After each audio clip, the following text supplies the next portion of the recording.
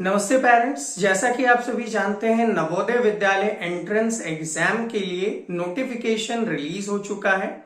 आज के इस सेशन में मैं आप सभी के साथ चर्चा करूंगा कि कब आप एग्जाम के लिए फॉर्म अप्लाई कर सकते हैं। तो फॉर्म एप्लीकेशन की लास्ट डेट क्या है, आपको किन किन डॉक्यूमेंट्स की रिक्वायरमेंट होगी, इसी के साथ क्या क्वालिफिकेशन है, क्या एप्लीकेशन प्रोसेस है, साथ में एग्जाम कब होने वाला है और भी बहुत सारी चीजें लाइक फीस स्ट्रक्चर क्या होगा, सिलेबस क्या होगा एंड ऑल एवरी डिटेल्स जो आपको फॉर्म अप्लाई करने से पहले जानना आवश्यक है। तो मैं हूं सुनील शर्मा और आप देख रहे हैं द ऑनलाइन गुरु। ऐसे ही रेगुलर सेशंस हम आपके लिए लेकर आते हैं, तो इन सभी को देखने के लिए चैनल को सब्सक्राइब कर बेल आइकन प्रेस करना ना भूलिएगा। तो चलिए शुरू करते हैं। आज का सेशन शुरू करने से पहले आप सभी को इन्फॉर्म करना चाहूंगा, हमारी तरफ से RIMC, RMS, नवोदय विद्यालय, सैनिक स्कूल जैसे एंट्रेंस एग्जाम्स के लिए ऑनलाइन क्लासेस अवेलेबल करवाई जाती है। अगर आप हमारे साथ जुड़कर इन ऑनलाइन क्लासेस के थ्रू प्रिपेयर करना चाहते हैं तो दिए गए नंबर 7737653468 पर व्हाट्सएप के थ्रू डिटेल्स ले सकते हैं। चलिए तो फ्रेंड्स, आपके सामने नोटिफिकेशन खुला हुआ है जवाहर नवोदय विद्यालय सिलेक्शन टेस्ट 2024 के लिए। यहाँ पे आपको सबसे फर्स्ट इन्फॉर्म किया गया है कि फॉर्म के लिए अप्लाई करने की जो लास्ट डेट है वो 10/8/2023 है। तो 10/8/2023 तक आप इसके लिए अप्लाई कर सकते हैं।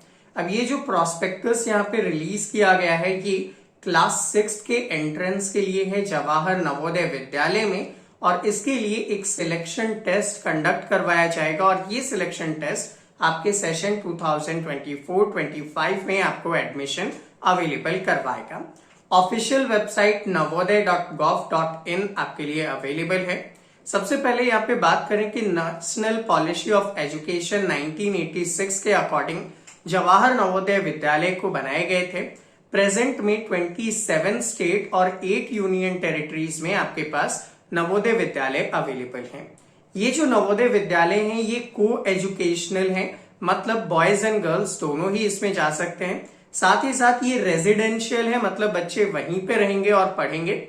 और ये जो स्कूल्स होते हैं ये फुली फाइनेंस्ड और एडमिनिस्टर्ड होते हैं बाय गवर्नमेंट ऑफ इंडिया, यानी कि गवर्नमेंट ऑफ इंडिया डायरेक्टली इनको अपने कंट्रोल में रखती है। अब एडमिशन के लिए जवाहर नवोदय विद्यालय सिलेक्शन टेस्ट होता है जिसे हम शॉर्ट में JNVST कहते हैं। ये एडमिशन टेस्ट अभी क्लास 6 के लिए अनाउंस किए गए हैं, बाकी क्लास 9th और 11th में भी एडमिशंस होते हैं। तो क्लास 6 की हम लोग बात करेंगे। यहाँ पे जो JNV है वो मदर टंग या फिर रीजनल लैंग्वेज में बच्चों को पढ़ाते हैं, जिनकी लिस्ट मैं आपको आगे बता दूंगा।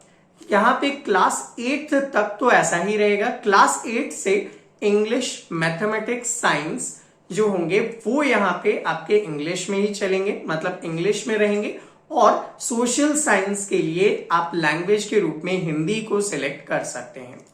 यहाँ पे ओवरऑल एजुकेशन आपका कंप्लीटली फ्री है, लेकिन कुछ ऐसी कैटेगरीज है जहां पे तो हल्का सा फीस आपसे लिया जाता है।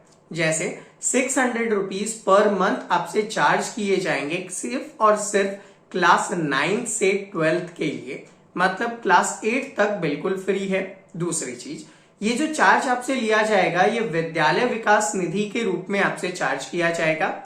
और ये भी एग्जेम्प्टेड है। किनके लिए एग्जेम्प्टेड है? अगर आप SC/ST कैटेगरी से हैं, अगर आप दिव्यांग स्टूडेंट हैं, या फिर अगर आप गर्ल स्टूडेंट हैं तो आपके लिए ये भी एग्जेम्प्टेड है, आपको देने की रिक्वायरमेंट नहीं है। अगर आप BPL फैमिली से आते हैं तो भी आपको देने की रिक्वायरमेंट नहीं है। ऐसे पर्सन्स जिनके पेरेंट्स गवर्नमेंट एम्प्लॉय हैं उनको यहाँ पे ये फीस देना पड़ेगा, लेकिन उनमें भी अगर SC/ST, दिव्यांग और BPL कैटेगरी में है तो देने की रिक्वायरमेंट नहीं है। इसके बाद जो बचे हुए लोग हैं उनसे क्या किया जा सकता है, 1500 रुपीज पर मंथ के बेसिस पे यहाँ पे विद्यालय विकास निधि चार्ज किया जाएगा। तो ओवरऑल बहुत ही कम फीस के अंदर यहाँ पे अवेलेबल किया जा रहा है। आपकी स्क्रीन पे अभी मैं नंबर ऑफ स्कूल्स दिखा रहा हूं इन अ नंबर ऑफ स्टेट, कि किन किन स्टेट में कहां पे आपके पास कितनी स्कूल्स अवेलेबल हैं, जो आप यहाँ पे देख सकते हैं। ओवरऑल ये हो जाएगा 649 स्कूल्स यहाँ पे अवेलेबल है। अब एडमिशन कितने सीट्स पे होगा, तो भैया मैक्सिमम 80 स्टूडेंट एक क्लास में लिए जाएंगे, मैक्सिमम है 80 स्टूडेंट एक क्लास में लिए जाएंगे क्लास 6 एंट्रेंस के अंदर। और अगर लगे तो ये कम कर सकते हैं अगर वहां पे एप्लीकेंट नहीं है, इंफ्रास्ट्रक्चर नहीं है तो, बट नियरली आप मान के चलिए 80 स्टूडेंट्स यहाँ पे लिए जाएंगे। इंपॉर्टेंट डेट्स, एग्जाम कब होगा, तो एग्जाम इस बार अर्ली हो रहा है, सैटरडे 4 नवंबर 2023 को ये एग्जाम कंडक्ट किया जाएगा। पहले के कंपैरिजन में एग्जाम जल्दी लिया जा रहा है, 11:30 बजे से आपका एग्जाम स्टार्ट होगा। किन किन जगहों पे स्टार्ट होगा, तो ये सारे प्लेसेस पे जो एग्जाम है ये 4 नवंबर को होने वाला है, ये आप देख लीजिएगा। उसके बाद सैटरडे 20 जनवरी के दिन ये एग्जाम होगा 2024 में इन सभी स्टेट्स के लिए, जिनकी लिस्ट अभी आपके स्क्रीन पे है। आप पॉज करके देखिए कि आप किस रीजन में आते हैं तो आपका एग्जाम डेट क्या होगा। तो 2 एग्जाम डेट है, पहला 4 नवंबर है, दूसरा 20 जनवरी है। इन 2 दिनों में आपका एग्जाम कंडक्ट किया जाएगा।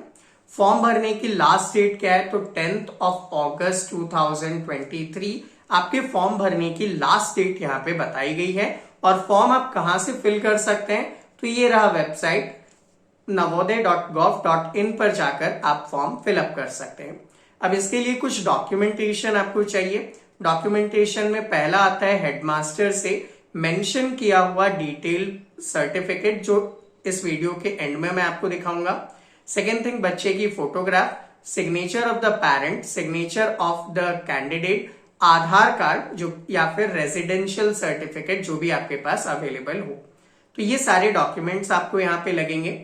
अब इसमें अगर देखा जाए तो जो वेरिफिकेशन होगा सिलेक्शन के बाद, जो स्कूल के हेडमास्टर हैं वो आपका यहाँ पे वेरिफिकेशन करने वाले हैं। और आगे बढ़ते हैं, इंपॉर्टेंट इंफॉर्मेशन में रिजल्ट कब आएगा, तो इसका जो रिजल्ट है वो एक्सपेक्ट किया जा रहा है कि मार्च से लेकर अप्रैल 2024 तक में इसका रिजल्ट जो है वो अनाउंस किया जाएगा इनके पोर्टल पे। साथ ही साथ आपके नंबर पे मैसेज आएगा और आपने जिस नवोदय विद्यालय में अप्लाई किया था वहां पे आप देख सकते हैं। आप डिस्ट्रिक्ट एजुकेशन ऑफिसर के यहाँ पे देख सकते हैं और डिस्ट्रिक्ट मजिस्ट्रेट के यहाँ पे भी आपको ये लिस्ट अवेलेबल हो जाएगी। और ऑफिशियल वेबसाइट तो आपके सामने है ही, जहां से भी आप अपना रिजल्ट चेक कर सकते हैं। अब सिलेक्शन का क्राइटेरिया क्या होगा, कैसे होगा, उन पे भी थोड़ा सा बात करें। उससे पहले कुछ कैंडिडेट जो SC, ST, OBC से आते हैं उन्हें उनका सर्टिफिकेट अवेलेबल करवाना पड़ेगा ताकि आप उस रिजर्वेशन का बेनिफिट ले सकें। तो अगर आपके पास सर्टिफिकेट नहीं है तो जल्दी ही बनाने का प्रोसेस स्टार्ट करें, अराउंड 7 डेज में बनकर तैयार हो जाता है।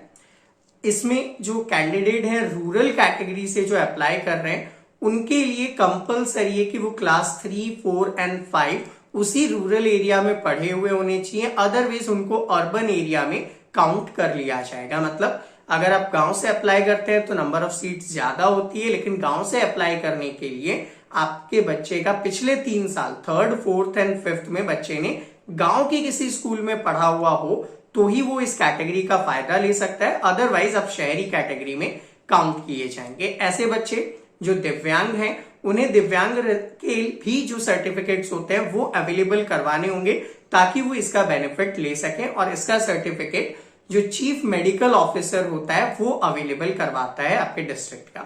अगर बच्चा ट्रांसजेंडर कैटेगरी में आता है तो उससे रिलेटेड अलग अलग स्टेट में जो नॉर्म्स हैं उस अकॉर्डिंग आपको सर्टिफिकेट यहाँ पे प्रोवाइड करवाने होंगे।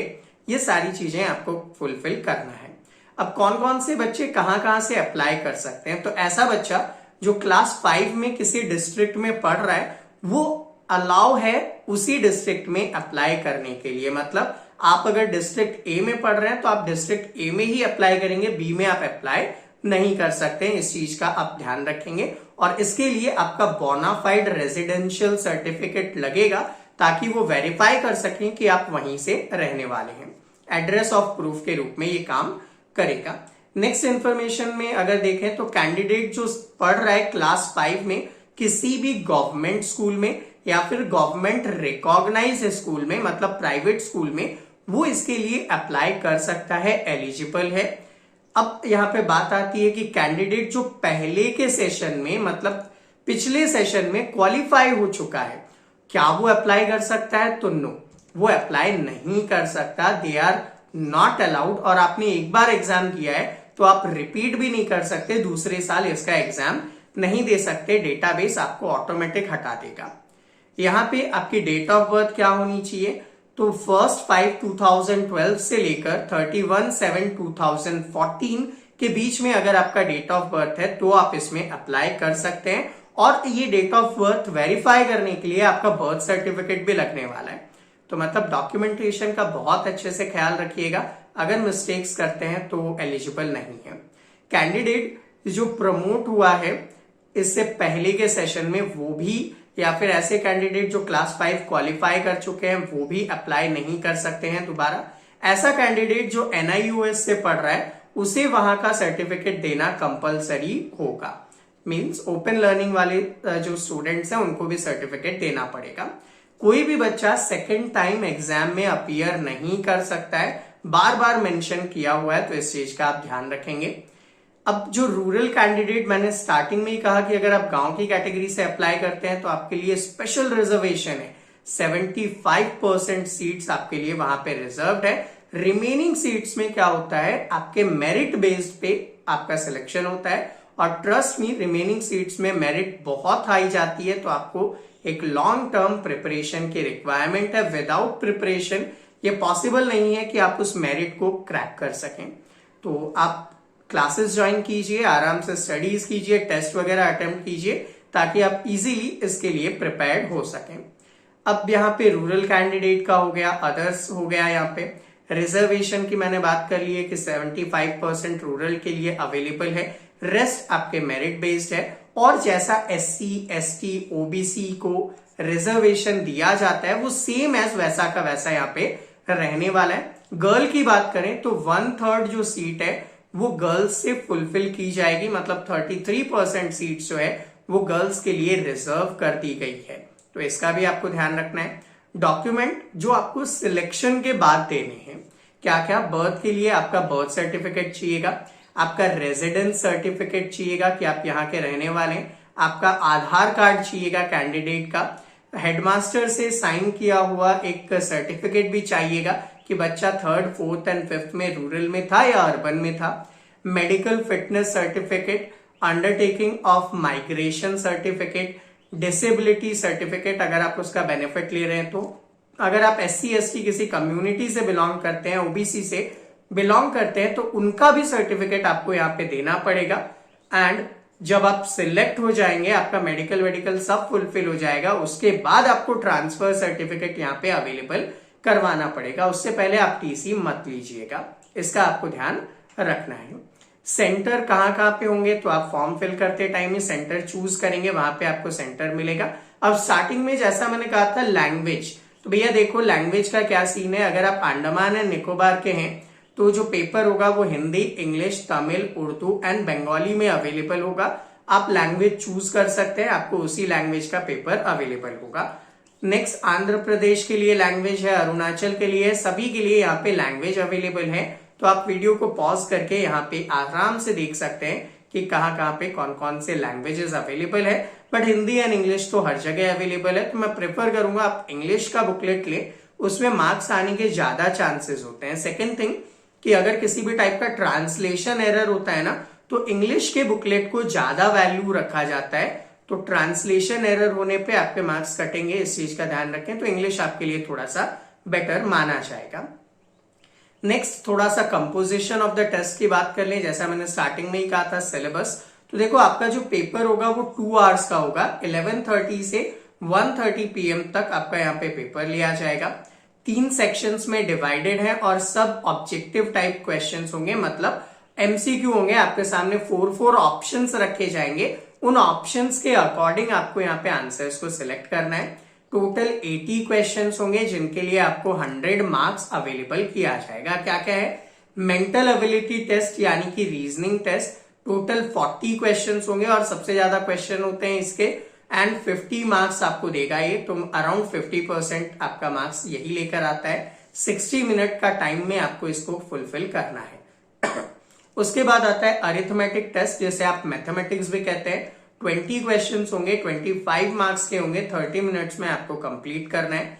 लैंग्वेज टेस्ट यानी कि आपने हिंदी इंग्लिश जो भी अपना रीजनल लैंग्वेज लिया है उसका टेस्ट होगा। 20 क्वेश्चंस होंगे, 25 मार्क्स का होगा, 30 मिनट्स में आपको फुलफिल करना है। ऐसे टोटल 80 क्वेश्चंस होंगे जो 100 मार्क्स के होंगे और आपको 2 आवर्स में यहाँ पे उसको कंप्लीट करना है।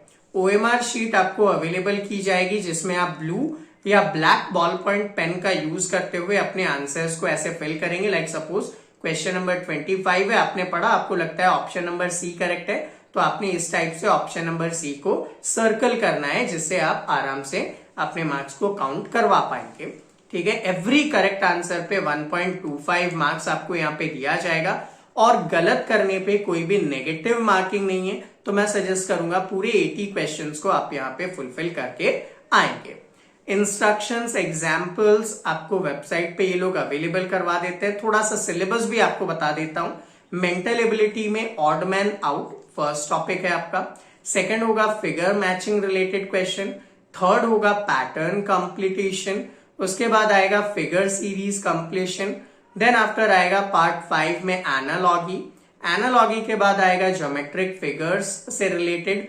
फिर आएगा आपके मिरर इमेज से रिलेटेड। मिरर इमेज के बाद पेपर फोल्डिंग एंड अनफोल्डिंग से रिलेटेड, स्पेस विजुअलाइजेशन से रिलेटेड और एम्बेडेड फिगर से रिलेटेड यहाँ पे क्वेश्चंस पूछे जाएंगे।